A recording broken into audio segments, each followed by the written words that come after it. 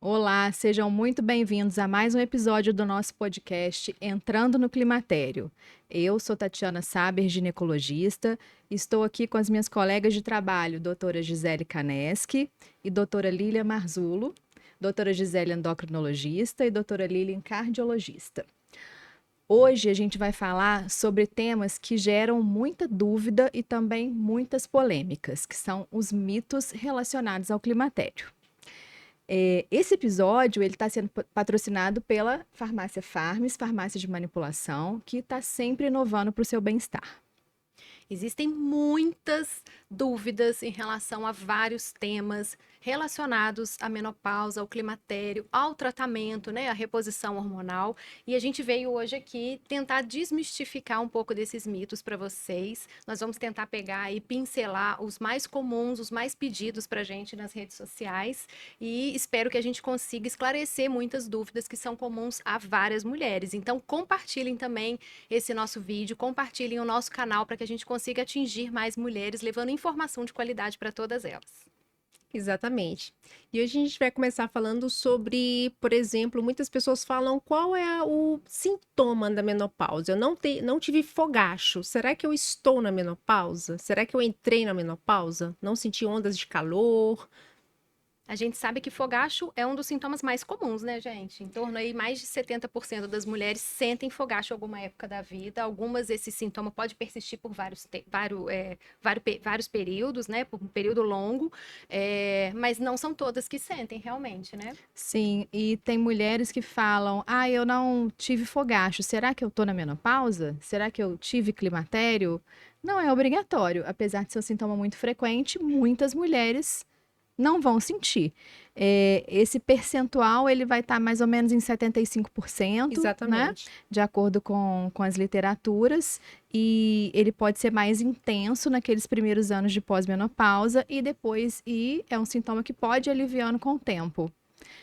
A gente sabe que a terapia de reposição hormonal alivia muito os sintomas de fogacho, né? Mas existem algumas mulheres que não podem ou não querem usar a reposição hormonal e vocês indicam algum fitoterápico, alguma coisa que possa ajudar essas mulheres que não podem fazer a reposição? Como você falou de outras opções, sem ser fitoterápico, né? O que vem aqui são inibidores seletivos da recaptação de serotonina, né? Como a paroxetina ou mesmo a venlafaxina, né? Que são indicados. E de fitoterápicos, Tati, o que que você acha que pode O que auxiliar? a gente tem de mais, até de mais conhecido, né, são as isoflavonas da soja. Então, a gente sabe que são fito-hormônios. Os fito-hormônios, eles são hormônios mais leves. Numa comparação, assim, a gente poderia dizer que, em nível de potência, eles seriam em torno de 100 vezes menos potentes do que a reposição hormonal tradicional com o estradiol, mas eles vão chegar ali no receptor do estrogênio e vão se ligar de forma mais fraca, mas mostram nos estudos algum alívio sim dos fogachos. Lógico que vai ter uma variabilidade de mulher para mulher. Individual, Não né? vão ser todas as mulheres que vão responder da mesma forma. Exatamente, gente. A gente quer deixar claro aqui que a terapia de reposição hormonal, ela é um instrumento mais eficaz realmente em tratamento dos fogachos, né? Das ondas de calor. Existem vários outros sintomas também que são muito comuns e eu acho que a insônia é um dos mais frequentes e as mulheres pedem muito, né, para saber informações de como melhorar essa insônia. Tem mulheres que acham que nunca mais vai voltar a dormir, né? Como é que a gente pode fazer a abordagem do sono nesse contexto aí do climatério? A questão do sono, ela tem alguns fatores que influenciam. Quando a gente vai pesquisar sobre alterações do sono nessa fase da vida da mulher, a gente percebe que um dos principais fatores interferentes são os fogachos. Né? A gente volta para os fogachos. Por quê? O fogacho ele vai interromper o sono daquela mulher durante a noite, possivelmente mais de uma vez. Então, isso no decorrer da noite, aquela mulher ela vai ter micro despertares e ela vai ter a percepção no outro dia de que ela dormiu pior. Além disso, com o processo do envelhecimento, a gente tem algumas mudanças no padrão do sono. Né? Esse sono ele tem de ser mais leve em algumas pessoas, ele tende a ter uma duração menor, as pessoas tendem a despertar mais cedo. E pensando nisso tudo, a gente vai procurar ajudar essas mulheres, principalmente com o tratamento dos fogachos e orientando a higiene do sono. A gente tem alguns suplementos também que podem ajudar, né? Acaba que algumas linhas, né, da fitoterapia podem auxiliar, como a L-teanina, né, Magnésio, magnésio, sempre muito inositol, a própria bem-vindo. melatonina também ajuda bastante, Exatamente, né? né? Numa dosagem personalizada, né? Na prática, tem algumas pacientes, assim, para quem nunca usou melatonina, a gente sempre inicia uma dosagem menor. Algumas pessoas, quando já iniciam, né? Ou então tomam que alguém, uma vizinha, uma amiga, ofereceu, às vezes, em uma dose que ela nunca usou, né? Uma dose maior, por exemplo, ela pode ter até, às vezes, muito relato de sonhos, assim, acaba incomodando também essa questão Cuidado do com as doses padrão. mais altas, né? Exatamente. E porque deve haver um acréscimo assim progressivo dessa dosagem, né, caso necessário. Isso. E quando a gente fala em higiene do sono, realmente é super importante, não pode ficar de fora. Então a pessoa ela tem que ter horário para dormir, horário para acordar, ela tem que cuidar do ambiente onde ela está dormindo, tem que ser um ambiente de temperatura agradável, tem que ser um ambiente que está completamente escuro, vale a pena desligar os LEDs dos aparelhos eletrônicos, vale a pena deixar o celular dormir fora do quarto. Até o horário que faz a última refeição do dia também é Exatamente. importante. Evitar alimentos estimulantes, cafeína, álcool, próximo ao horário de deitar. Tomar um banho relaxante, usar o óleo essencial de lavanda, também é Existem uma vários chás dica. também que ajudam muito, né? Chás, Camomila, melissa, melissa, mulungu, mulungu. Então, realmente, passiflora. ter o ritual do sono. E super importante, ir dormir na hora que estiver com sono. Né? Usar a cama para dormir. Não ficar na cama sem sono, esperando o sono chegar. Não tem sono? Levanta, vai ler um livro, vai fazer outra coisa e volta para a cama na hora que tiver com sono.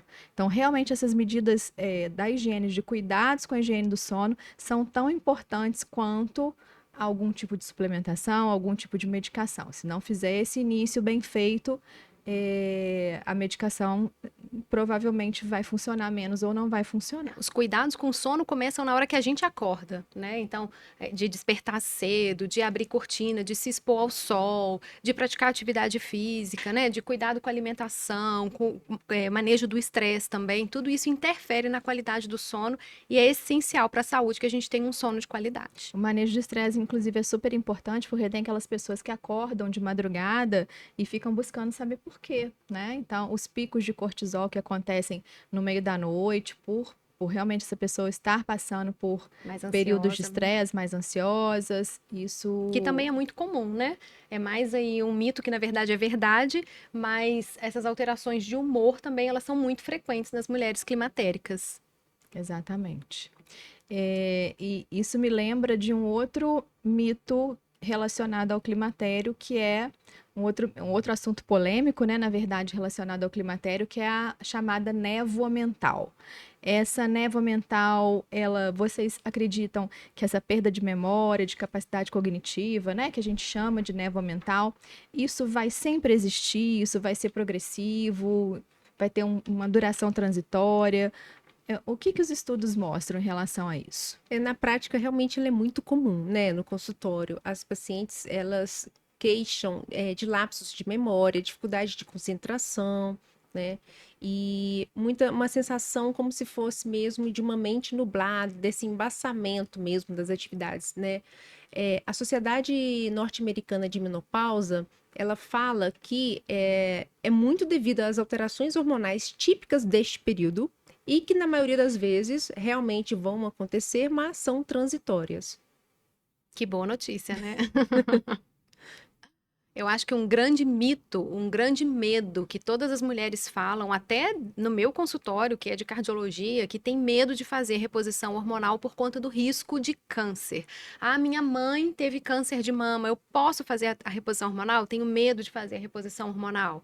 Então, eu queria que, né, a gente explicasse para essas mulheres qual que é o risco, como lidar com esse medo, com esse mito. Todas as mulheres, elas, antes de começar a terapia de reposição hormonal, elas vão ter que passar por uma consulta médica, onde os riscos pessoais e também familiares dessa mulher vão ser avaliados. Em relação especificamente ao câncer de mama, a contraindicação seria uma história pessoal de câncer. Lógico que naquelas famílias onde a gente tem inúmeros casos, né, em parentes próximos, em parentes de primeiro grau, essa mulher ela vai precisar de um cuidado, de um estudo especial para a gente poder saber exatamente o risco dela. Outra coisa que a gente sabe também é que o risco de câncer de mama, ele aumenta sim com a reposição hormonal combinada, né, de estradiol e um progestágeno, mas esse risco, quando a gente vai colocar ele em valores reais, ele acaba sendo pequeno, né? Em torno de um caso por ano a cada um grupo de 100 mil 100 mulheres. mil. Aumenta um caso, Um né? caso. Isso sendo um progestágeno, né? Um Uhum. derivado da progesterona, não a progesterona natural, Exatamente. né? Então, cada vez mais estudos estão avaliando essas combinações do estradiol com algum progestágeno, e já existe uma tendência de se acreditar que o estradiol, quando ele é acompanhado da progesterona natural micronizada, não haveria esse incremento de risco. Não está no script, mas eu vou pedir para vocês explicarem qual que é a diferença de progesterona natural para progestágenos, né? Qual que é a diferença do tal dos hormônios bioidênticos, que eu acho que isso é uma dúvida muito comum das pessoas, das pacientes. Então, a progesterona natural, né, o nome já presume, é aquela progesterona que nós produzimos, né? Então, a gente chama de isomolecular, ela é idêntica daquela detectada no nosso organismo. Então, a reposição é justamente no sentido de repor os níveis que vão reduzindo com o decorrer dos anos, né? E como a gente já sabe, ela é um dos primeiros hormônios que começam a ter uma queda no período da perimenopausa, até em média 8 anos antes da menopausa. Progestágenos são substâncias sintéticas que vão ter função semelhante à da progesterona, mas que são produzidos, né, em laboratórios. São diferentes da progesterona que a gente estrutura produz a vida química inteira, é né? diferente, a estrutura química é diferente. Então, por exemplo, né, quando a pessoa está tomando um progestágeno, ele não consegue ser aferido, por exemplo, no exame de sangue, né? Ele é estranho ao organismo, mas a função no receptor se assemelha à função da progesterona, Uhum. entendeu?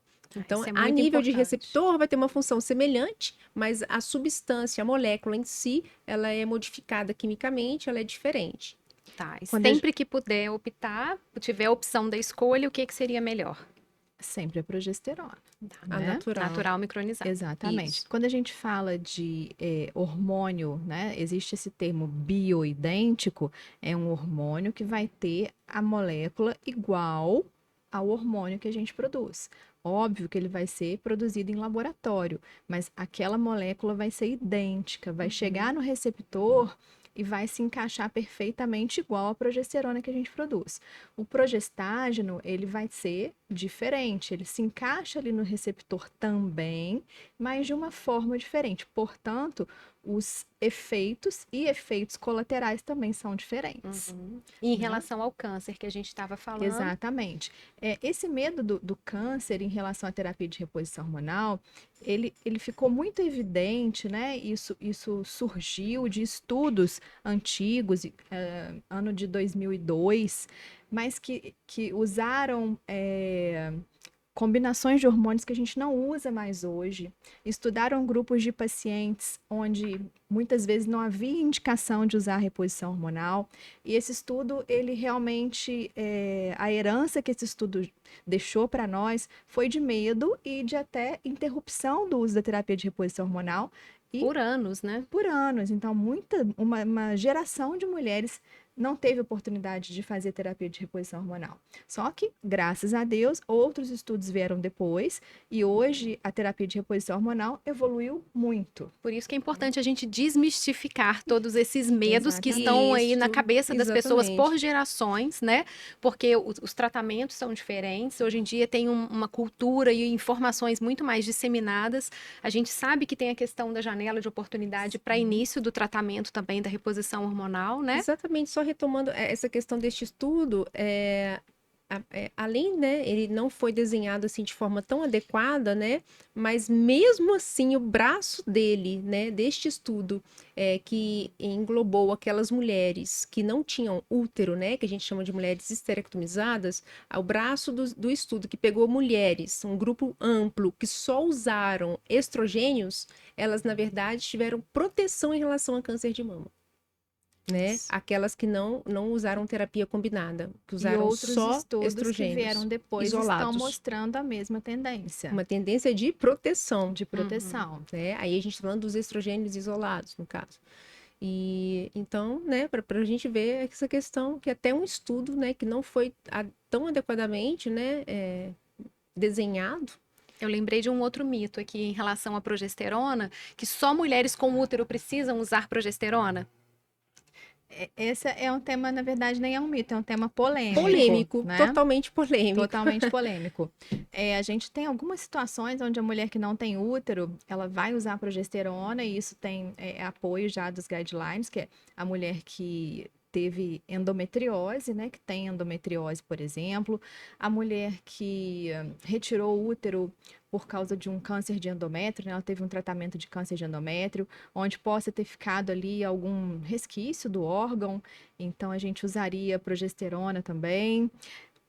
Mais alguma situação que você se lembra, Gisele? Aceita Transtornos pela de literatura. sono, de humor também a gente Isso usa está muito, né? sendo estudado, Isso, né? A gente ainda não que tem tem. mais evidência, né? Como a Sim. Tati falou, questões de endometriose, miomatose uterina, Uhum. né? Que sejam situações que sejam independentes, né? Mais da linha dos estrogênios. E aí a progesterona ou progestágeno viria numa linha de inibir este crescimento, né? Para contrapor. Isso. A gente sabe dos benefícios, dos efeitos positivos para o sono do uso de progesterona na prática, né?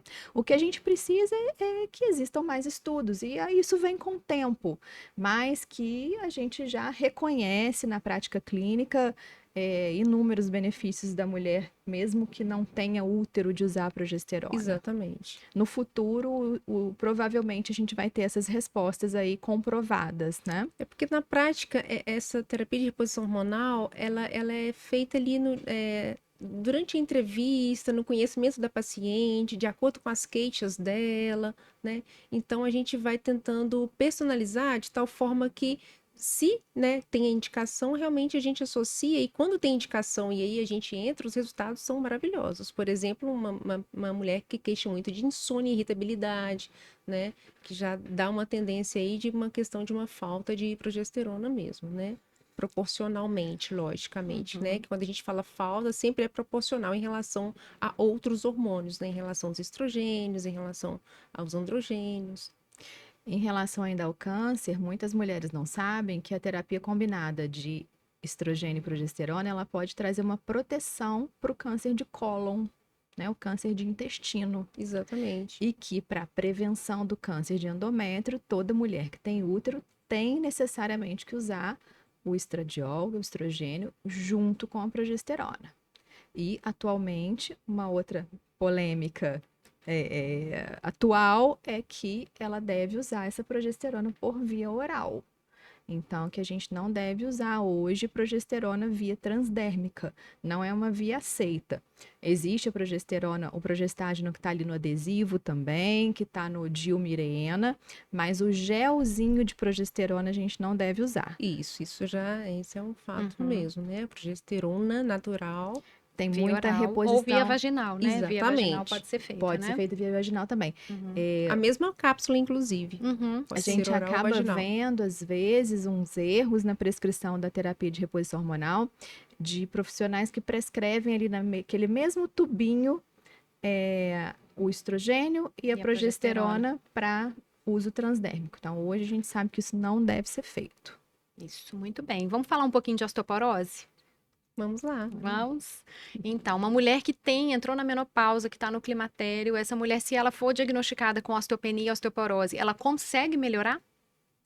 Ela consegue, com ajustes adequados em relação à dieta, né? A gente deve aí estar juntamente com o trabalho do nutricionista, por exemplo, para a gente avaliar se na dieta ela já consegue bater uma meta, por exemplo, de ingestão adequada de cálcio ou não. Se não, a gente faz a suplementação, no caso de uma osteopenia já detectada, né?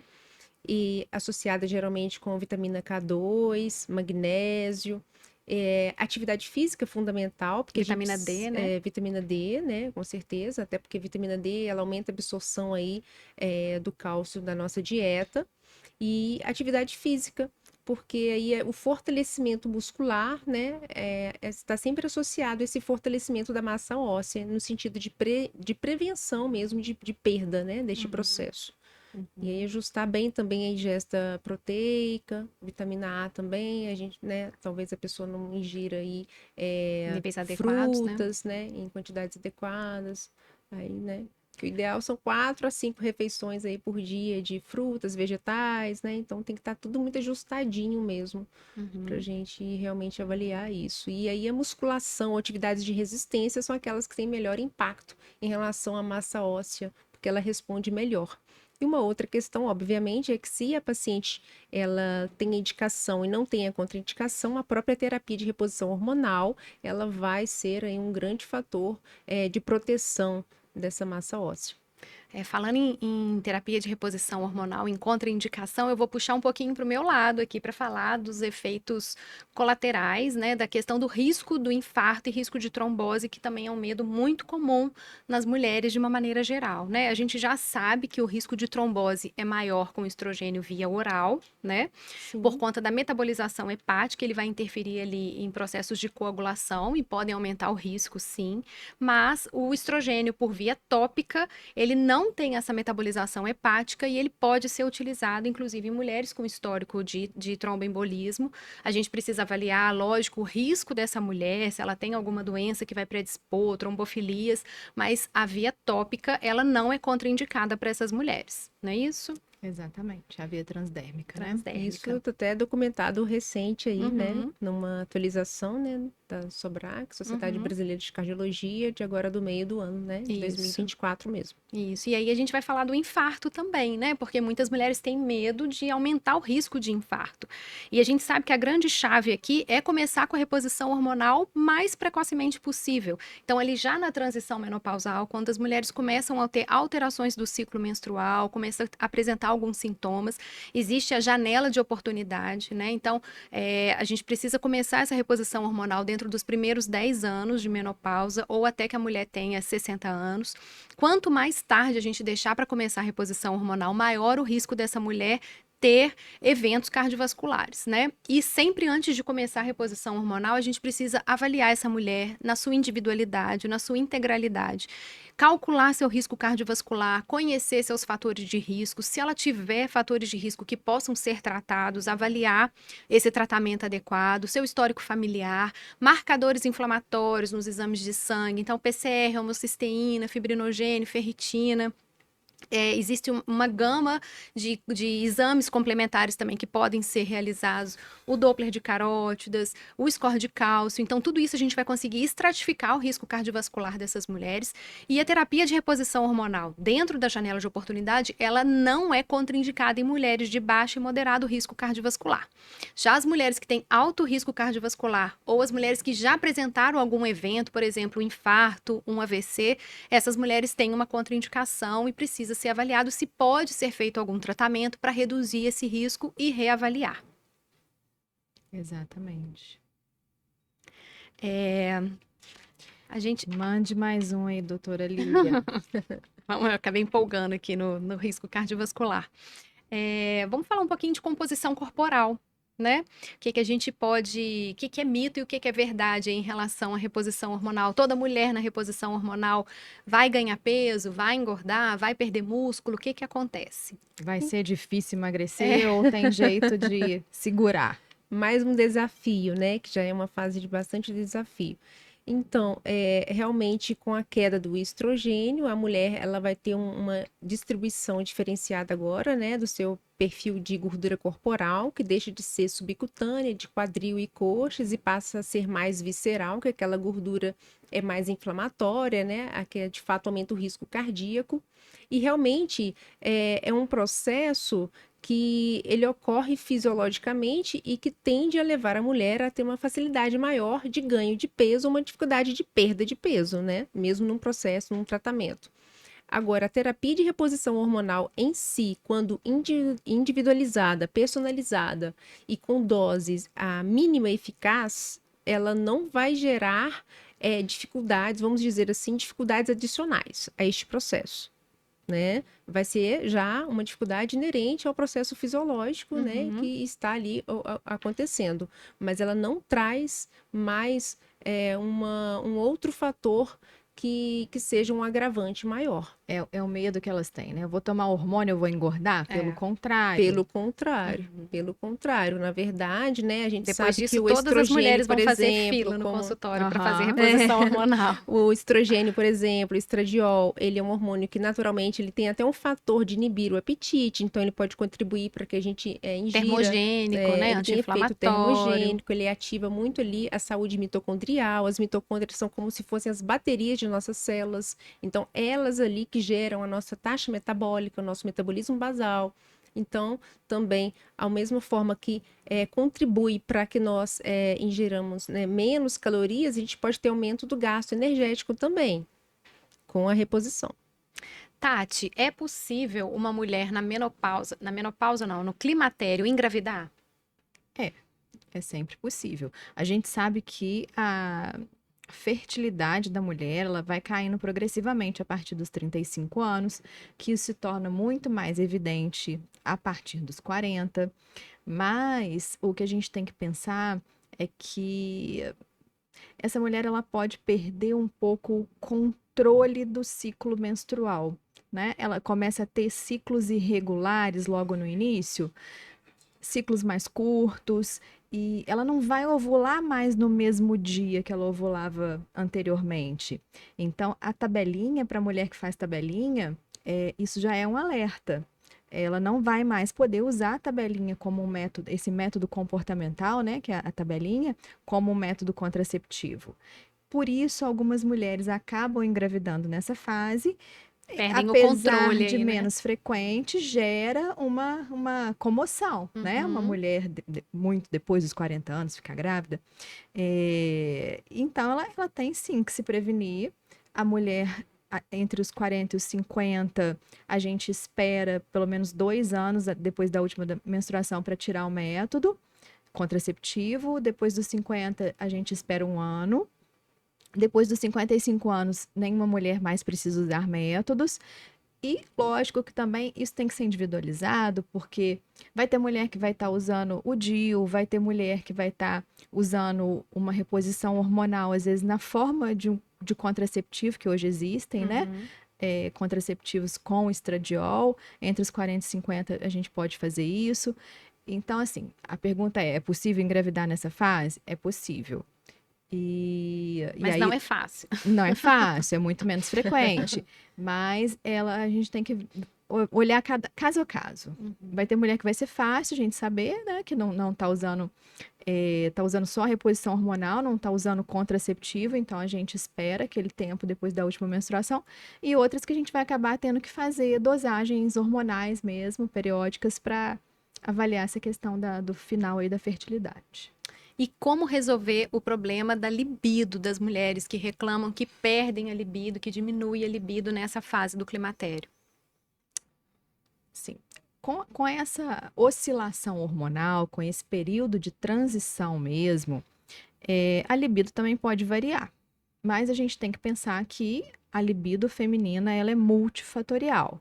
Os hormônios fazem parte da construção da libido, sim, mas não é só isso, né? Com os hormônios em equilíbrio, a chance da libido estar equilibrada é maior, obviamente, mas que não é só isso, né? E a terapia de reposição hormonal, ela também pode ajudar a mulher a recuperar esse desejo, essa vontade de ter relação. Exatamente, essa questão do drive, né, assim, do desejo mesmo. E eu gosto muito de deixar claro para as pacientes a questão do tipo de desejo, né, desejo espontâneo, desejo responsivo. A gente sabe que o desejo sexual espontâneo, ele tende a reduzir, né, alguns falam em 6 meses depois do início de um relacionamento, outros falam em 2 anos, né, isso é muito ainda discutido. Agora, o responsivo, eu pergunto assim, sempre se o responsivo ele está prejudicado, porque aí sinaliza algo assim que a gente tem que investigar com mais cuidado, Que né? possa ser mais fisiológico ali também, né? Exatamente. Ou Você quer explicar um pouquinho fisiológico. para elas o que que seria um desejo responsivo? Um desejo sexual, por exemplo, responsivo, é aquele que a mulher ela tem o drive para atividade sexual depois de um momento de Quando é estimulada, carícias, né? depois de estímulos, né? Uhum. Então, depois que começou esse estímulo, que as pessoas, né, comentam como se fossem as preliminares, se ela não se sentir assim excitada, realmente assim animada ali para a prática da atividade sexual, aí a gente vai mais investigar ou questões do relacionamento ou realmente questões orgânicas, questões hormonais, fisiológicas de fato. É comum ressecamento vaginal também, isso também Isso, atrapalha, né? exatamente. A A mulher passa própria a sentir dor. Exatamente. A dor pode ocorrer em função do ressecamento, ela pode apresentar infecção urinária de repetição também, que atrapalha Uhum. bastante, né? Sensação de ardência nessa região, dependendo do número de filhos também, ou então dependendo ali da própria questão do estrogênio local, como está o assoalho pélvico da paciente, se ela não está Uhum. tendo perda de urina, às vezes, assim, aos esforços, tudo que prejudica até a questão da autoestima, né? Que a libido passa muito por isso também. O que que pode fazer para melhorar essas questões mais fisiológicas da libido? Uhum. Fisiológicas, então, a própria terapia de reposição hormonal, né? Pode ser até local, né? Para mulheres que Até têm contraindicação à reposição hormonal sistêmica, Sim, né? Elas aquela que podem. tem a sistema que a gente está falando aqui, né? Só para a pessoa entender na forma de gelzinho na pele, né? Uhum. Então, a local seria realmente a via vaginal, né? Tem hormônios específicos que vão melhorar a textura dessa, né, do assoalho ali Tem pélvico, da lubrificantes vagina, também, né? lubrificantes também, hormônios bem O específicos. próprio hormônio intravaginal, ele vai aumentar, vai estimular a lubrificação. Exatamente.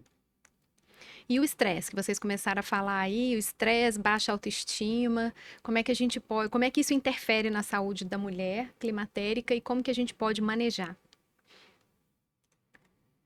É, a gente hoje sempre vai trabalhar com equipe multidisciplinar, né? Então, essa mulher, ela muito provavelmente a que tem essas queixas mais evidentes, mais importantes de estresse, questão de autoestima, ela vai precisar, na maioria das vezes, ser encaminhada para um profissional, para um psicólogo.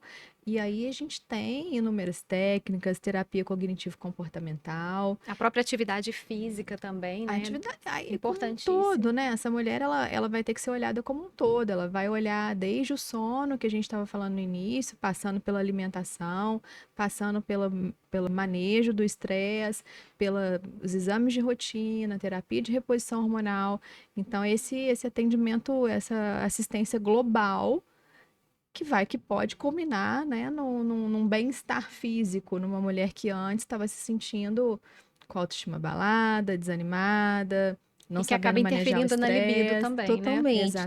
Porque Exatamente. como a Tati falou, né, a libido feminina, ela é muito mais multifatorial, né, em relação comparativamente, por exemplo, a libido do homem, né? Então, vamos dizer assim, até minhas pacientes comentam, o homem estressado, ele busca relação para desestressar. A Uhum. mulher estressada, ela foge da relação, porque é justamente porque ela está estressada. Então, ela tende a se isolar nessa questão, ela não tem essa recompensa como o homem tem. Então, até esse tipo de comportamento é diferente. E o Então, estresse, ele tem um impacto na saúde cardiovascular feminina muito maior do que na saúde cardiovascular masculina.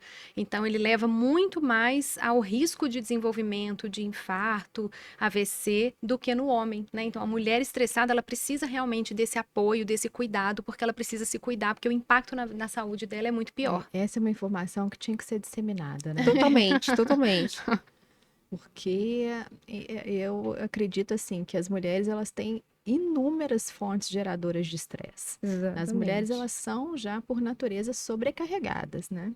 Sim. E se a gente sabe o quanto de mal isso pode causar, isso é mais aí um fator esclarecedor para a gente lutar né, para a gente conseguir reorganizar a rotina, para a gente tomar realmente medidas para não viver, não passar uma vida estressada. E o estresse ele tem sido atribuído ao aumento da idade mais precoce de eventos cardiovasculares, né? Então a mulher tem infartado cada vez mais precocemente e o grande ponto é em relação ao estresse e que acaba aí acumulando outros fatores de risco, porque a mulher estressada ela vai fazer menos exercício, ela vai estar mais propensa a vícios, tabagismo, etilismo, né? Então ela vai querer comer Abuso mais. alimentar. Isso, e tudo isso vai acabar culminando com o aumento do risco cardiovascular nas mulheres.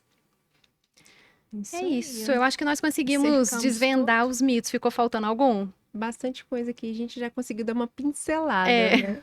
Eu acho que isso é tema para outros podcasts, né? Para a gente continuar falando e continuar recebendo a sugestão de vocês pelas nossas redes sociais. Eu acho que hoje a gente já conseguiu desvendar alguns mitos.